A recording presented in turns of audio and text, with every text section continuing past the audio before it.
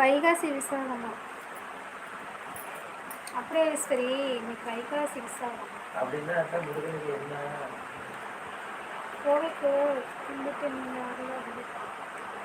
கோவிலுக்கு கூப்பிட்டேன், நீங்கள் வரல. சரி, எங்கே அவர் ஒர்க் போயிட்டாரு.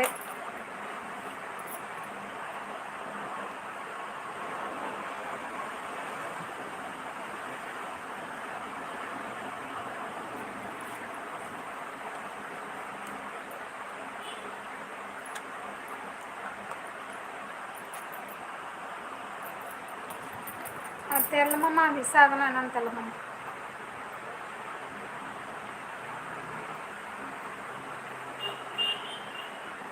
வைகாசி விசாகம் காவடி பால்குடம் வேல் எல்லாம் எடுப்பாங்க.